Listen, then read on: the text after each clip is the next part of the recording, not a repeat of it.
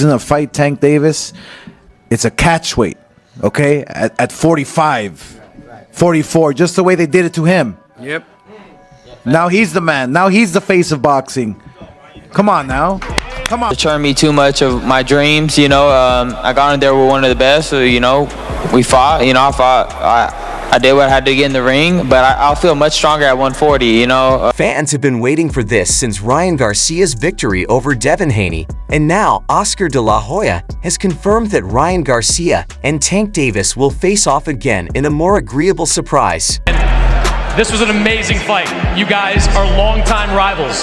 Is this a fight you'd like to do again? Yeah, let's run it back. I believe that both fighters will each take their own path, but eventually meet down the road. And that's the beauty of boxing, you know. I mean, Gervonta Davis can easily go up to I believe he's fought at 140 already. So after Ryan Garcia's incredible victory over Devin Haney, his longtime foe and the World Boxing Council super lightweight champion, many boxing fans and experts have speculated on what will be the next significant move in Garcia's career.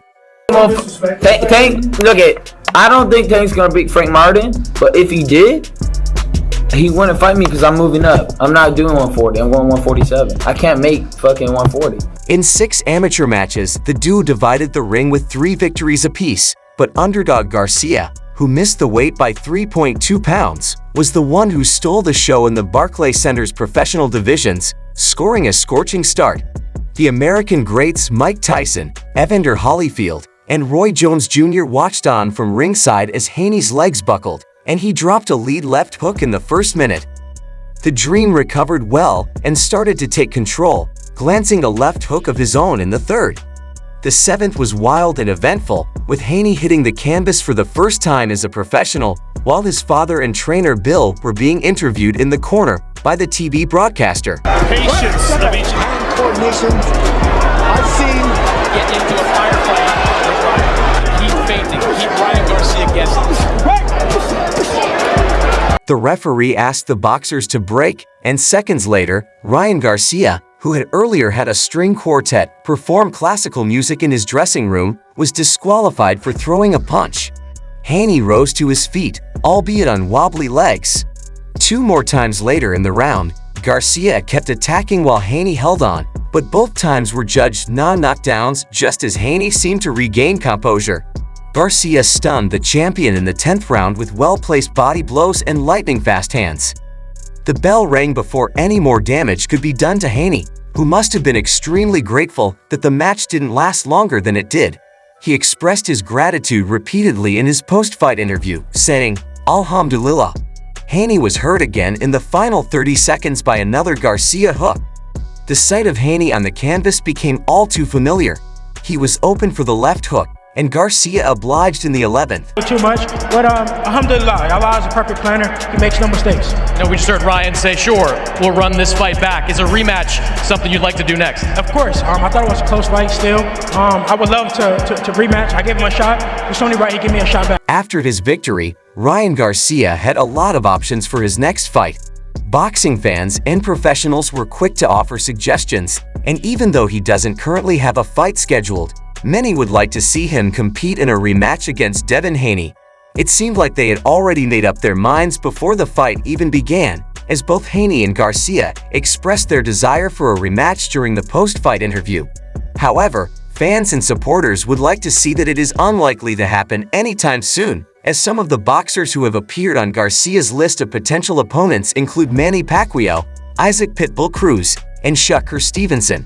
Nevertheless, King was the only person whose name was added. Ryan Garcia has this battle behind him. Tank is not likely to defeat Frank Martin. However, should he do, he would not challenge me as I am advancing in my career. Garcia isn't even thinking about trying to drop to 40 pounds, and he doesn't think Haney will gain enough weight to seek a rematch with him again. But the possibility still exists. The same is true for Gervonta Davis, who gave Garcia his only career defeat when Garcia made the unfortunate decision to drop all the way to 136 pounds to face Tank, who was eventually finished with a brutal body shot in the 7th round. Garcia remarked, "I'm not doing 140ths. I'm going 147. I can't make a friggin' 140. I fought every time at 143. My body can't actually go lower than 143. It's impossible to do it. I tried every way, but couldn't create a freaking 140. But God protected me because I was blistering out of my mouth. I had no spit. It hurt every day to make that weight. I was shaking in the bed like shit. I don't think Tank's gonna beat Frank Martin, but if he did, he wouldn't fight me because I'm moving up. I'm not doing 140. I'm going 147. I can't make fucking 140. I had a vision to fight Sebastian Fandura at 154 pounds. Garcia said, "I don't know why. I just feel like I could knock him out. I know that's really random. I just feel like I could get the title at 54. Garcia had plans to go up in weight, but he already had at least one opponent in mind. I want to cry out, Fandura. No disrespect. I've battled people that large before and knocked them out in sparring cold. A cat and mouse game where you can expect that left hand. Third man in the ring. Left hand from Haney. And why he's open to the kind of sweeping hooks that Trump. Got it right there. Let's shut Ryan Garcia. The left foot. But these were Ryan Garcia's exact words right after the fight. And as you can imagine, they can be so impulsive and unmindful of many other factors. Coming out of the euphoria of his client's victory, Oscar De La Hoya, the founder of Golden Boy Promotions, responded in an interview and confirmed that things are moving forward. He said that Ryan Garcia has become the face of boxing, and he has the authority to choose any fighter and enter the ring with them in the hopes of doing the same or even worse than he did to Devin Haney. When asked about plans for Ryan Garcia's next fight, Oscar stated that it's still early, but to expect a rematch against Gervonta Davis, which means they meet at 145. Boxing fans were thrilled by his claims. However, Ryan Garcia needed a big win, like the one against Devin Haney, to make the match happen. This is because last year, when they faced each other for the first time, Gervonta Davis silenced Ryan Garcia, which moved him down the rankings. However, after all of their backstabbing and social media taunts, Garcia's victory over Haney has done just the opposite. In front of 20,842 people at T-Mobile Arena, Gervonta Davis put an end to Ryan Garcia's career with a body shot in the 7th round in a 136-pound catchweight battle that was almost certainly going to be the largest pay-per-view of 2023. Left hand lands for Davis. Alicia on there, Garcia. But it was one of the few left hooks he's been able to get in. Right hand by Garcia.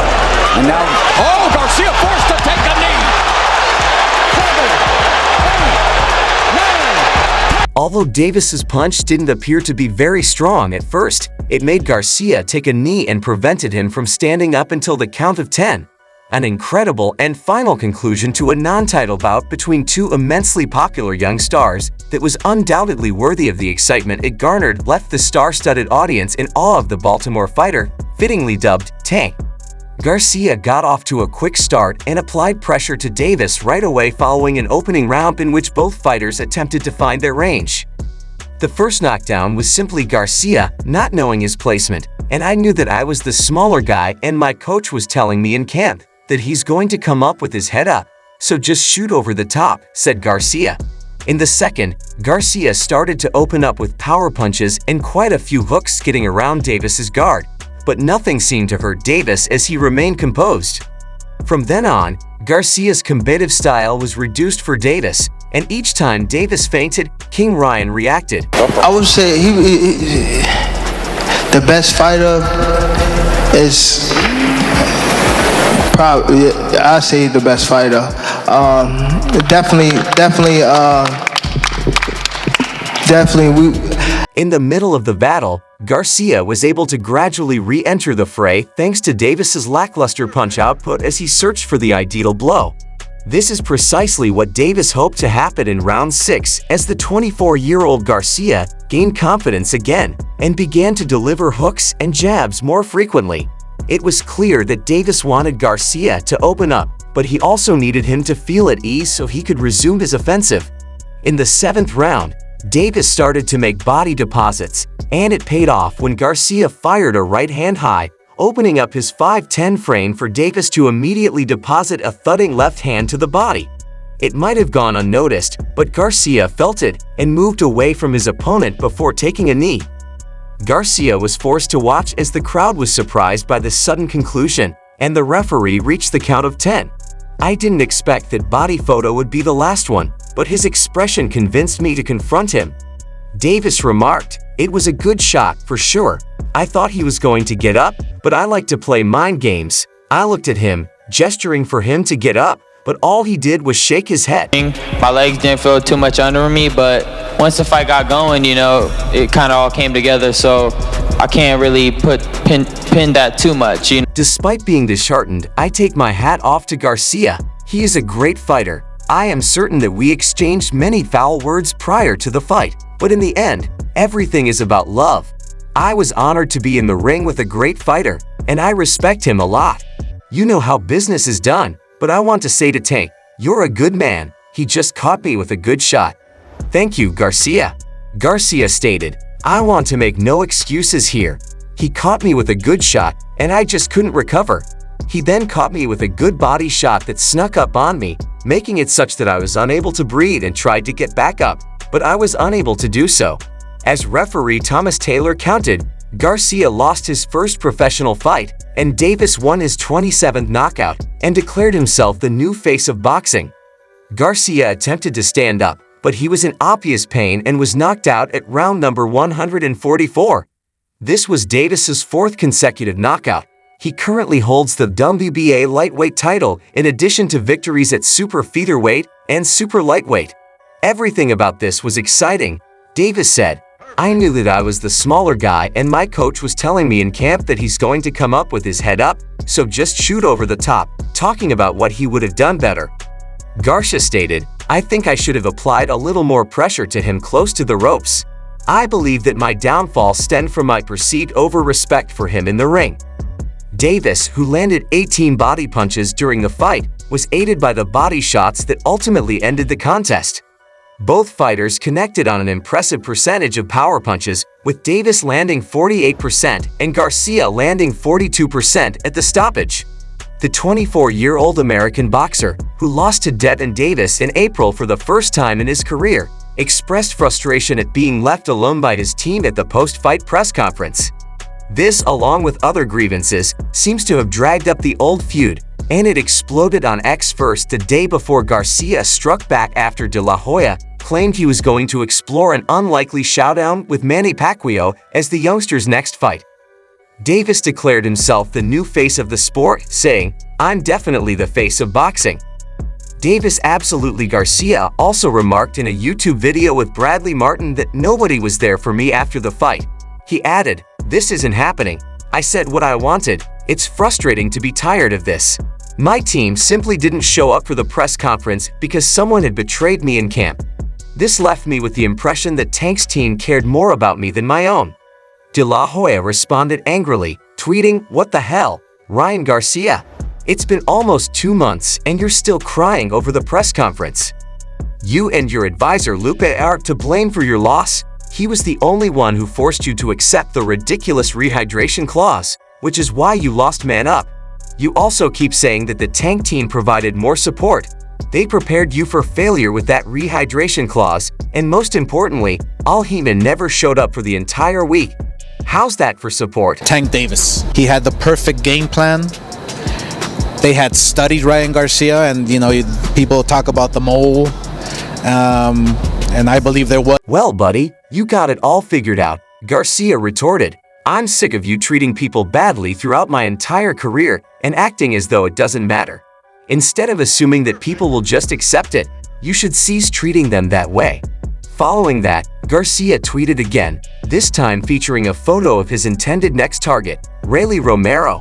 Go act like you don't care about your boxers because you know I'm going to fight this guy. For once, man, quit the cap and be real. I'm weary of this bogus act. If you're telling the truth, there's no love lost. You're simply after the money. De La Hoya responded by stating, it's called promoting. Who do you think sparked the fight? We had a press conference when it was like being at a funeral. My job is to promote. Your job is to fight. No lost love. Garcia replied, are you not merely endorsing the ill-fated pack battle that I have explicitly declined? Do you genuinely believe I am once again falling for that bull? We're not going to argue over social media when you have time to sit down man-to-man, even when things are more heated, De La Hoya said in closing. It is completely improbable that Oscar De La Hoya ever encouraged his rivals to oppose him. And another thing I want to touch on is, Oscar saying that, we misinterpret, what they say. It's plain. Though they quickly dragged the problem, Oscar De La Hoya's Golden Boy Promotions filed a lawsuit in the U.S. District Court of Nevada against Ryan Garcia and his attorney and advisor, Guadalupe Valencia, in order to enforce its contract with the Starbucks boxer. The lawsuit was filed 1 week after Garcia's legal team sent Golden Boy Promotions a demand letter alleging violations of the promotional agreement, as well as California and federal law that invalidated the contract. The letter called for mediation proceedings to begin the week of July 10th if Golden Boy didn't cure all of the alleged contractual breaches and set a deadline for Golden Boy to address the alleged violations. Rather than respond to the letter, Golden Boy Promotions filed a lawsuit. In a statement with this filing, the promotion said that it is seeking to ensure that Ryan and his team will honor the remaining portion of his contract, which Ryan himself called one of the most lucrative boxing deals for a prospect in the history of the sport. Ryan has since moved on to become a legitimate contender, and we will continue to present him with the best opponents who can eventually lead the way to a world championship and a historic legacy. Golden Boy has been proud to work with Ryan Garcia for the last several years and help him achieve the kind of stardom. In a statement, Garcia's attorney, Bo Pearl of Paul Hastings, stated that Golden Boy has a duty to support and elevate Ryan Garcia, not to defame him on Twitter and bring a public, baseless lawsuit against him. It's ironic that the lawsuit itself violates the terms of the agreement that Golden Boy is attempting to enforce, as it is clearly retaliation to a letter outlining multiple alleged breaches of contract by Golden Boy rather than resolving these serious issues in mediation as stipulated by the contract. To ensure that we would respond to this gamesmanship and properly execute all of Ryan's contractual rights against Golden Boy, as well as his rights under state and federal law, Golden Boy hurried to court and sued its fighter. The biggest star in Alvarez boxing was let go of his contract with Golden Boy and DAZN in 2020 because it was claimed that the terms of his agreement with the promoter conflicted with Golden Boy's agreement with its broadcast partner about a trilogy match against Gennady Golovkin. In addition, Garcia accused Golden Boy of not meeting the requirements of the Ali Act and requested that the streaming service change its agreements with DAZN, which state that Garcia isn't exclusive to the platform. The boxer also wants to be compensated for the money he paid DAZN in order to make the Davis fight possible. Garcia alleged that Golden Boy had violated the contract's non-disparagement clause in response to several tweets from De La Hoya telling Garcia to take responsibility for the defeat to Davis and to hold Valencia accountable for pressuring him to accept that ridiculous rehydration clause. According to reports, Garcia is still under contract with De La Hoya's Golden Boy Promotions through the end of 2026. However, there has been evidence recently that the relationship between the promoter and client is improving, as evidenced by Oscar De La Hoya's comments following his client's victory over Devin Haney. The American boxer Ryan Garcia's promoter, Oscar De La Hoya, stated that the fighter's determination to win astonished him the most during their match against Devin Haney. I think that's also what surprised me the most. Haney is not to be taken lightly. We figured Haney would come out and combine and throw punches because it's working for him and he's a fantastic boxer. However, I witnessed him throw bombs, something I had never seen him do in my life. After Haney's initial knockdown, Ryan Garcia prevailed by withstanding his strength and pressure. I'm pleased with Ryan because, in addition to physically wearing you down, Haney can also demoralize and tire you out. Ryan is a large man.